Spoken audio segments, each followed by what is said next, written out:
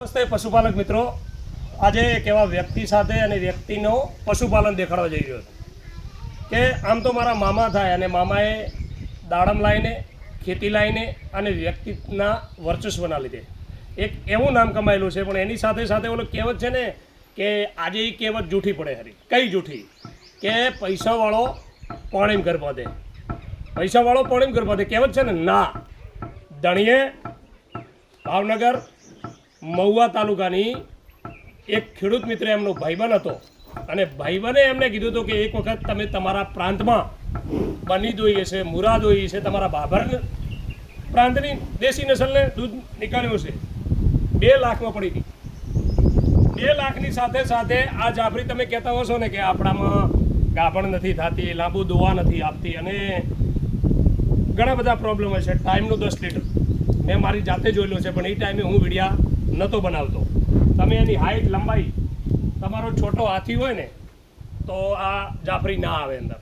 Pickup પણ તમારું હિલોળા ચડાય. 4x4 કહો, થાર કહો, પજેરો કહો કે ફોર્ચ્યુનર કહો, 2 લાખમાં પડતી હતી અને લાંબા ટાઈમ દોવા આપ્યું. પાછું 2 મહિના એમણે છોડી દીધી હતી. 9 મહિનાને અત્યારે 9 મહિનામાં 15 દિવસ બાકી છે હાલ અને વિયાવાની છે. એટલે કહેવાનો મતલબ છે ને કે મિત્રો, પૈસાનું રોકાણ કઈ જગ્યાએ કરવું, શું કરવું, ખાલી તમારી હોશિયારીના પાવરમાં ના આપો.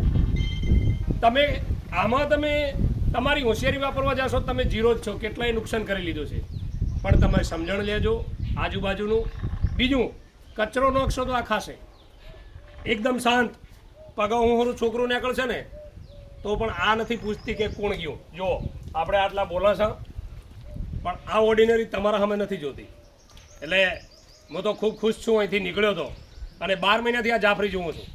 જોઈ લો, પ્યોર નસલની છે.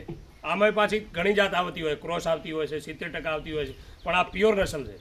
એટલે પશુપાલનમાં જો તમારી આવડત હોય ને તો જાફરી તમને ફળદ્રુપતા આપતી હોય છે, તમને ફાયદો કરાવતી હોય છે, બની કરાવતી હોય છે અને તમારી અહીંની પણ તમારા ઉપર ડિપેન્ડ કરે છે કે પશુ કઈ રીતે તૈયાર કરવું અને એને કઈ રીતે કેળવણી આપવી. મારી સાથે જોડાયેલા રહેજો અને ભાઈને ફોલો કરતા રહેજો. જય ગોગા મહારાજ.